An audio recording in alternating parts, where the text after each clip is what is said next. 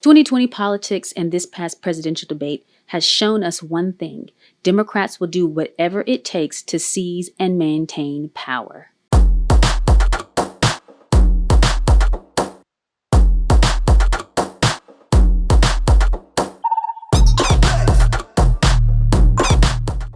What's up, guys? Welcome to The Rundown with Zinga. I'm your host, Zinga. There are two types of bullies, and these bullies stick to certain tactics that are age-old. There are the mean girl types who try to manipulate, blackmail, and guilt you into doing what they want. And then there are the bullies who straight up try to beat you into submission. Elite Democrats are pulling out all of the bully tactics to win the election this November. I'll let you know how. Let's get into it. First, let's go over manipulation. Because let's face it, at this point, Democrats are nothing but mean girls.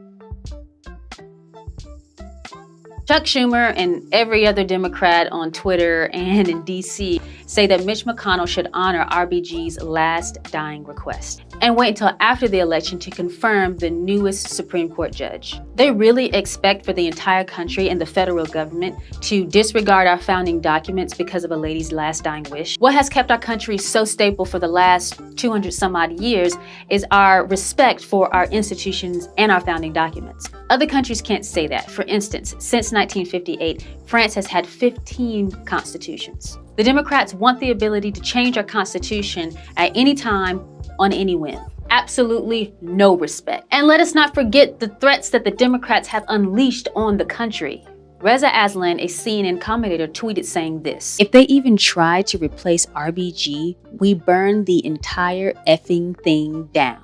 AOC encouraged the youths of the Democrat Party to radicalize and then added this: "And to Mitch McConnell, we need to tell him that he is playing with fire." Oh, I know, you're a tough guy. So now let's talk about the other tactic that the Democrats have pulled out in 2020, brute force. The younger wing of the Democrat Party have been sent out like marauders. What we have to remember when we look at the rioting, the looting, the destroying, and the murdering is that these are Biden voters. Meanwhile, the more sophisticated Dems are using the marauders as a bargaining chip. You vote D and we'll call off our dogs. With that in mind, it's no wonder Biden said this about Antifa during the debate.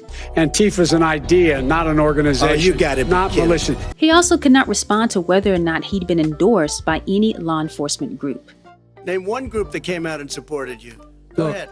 Look. Think. We have time. We don't have time to do anything. Think about it. The Trump-era Democrat Party reminds me of the Chinese Cultural Revolution. The Green New Deal is like the Great Leap Forward. Conservatives, Republicans, and moderate Democrats are like the Chinese bourgeois. And Antifa and BLM are like the Red Guard. It's up to us to make sure that these people don't take over the country. Don't be fooled by Joe Biden's moderate image. He and Kamala Harris enable BLM and Antifa and will be easily controlled by the radical left, the people that want to fundamentally change America using bully-like tactics. Conservatives have to be sober-minded. We can't get caught up in the left's chaos. We have to be strong. We can't give in to the mob's threats. We have to be courageous because the moment we're afraid, they've won. They want to wear us down, but we won't let them. That's it for The Rundown, ladies and gentlemen. Thank you so much for watching. Make sure you like, share, and subscribe to the NCGOP YouTube channel, and I'll see you next week.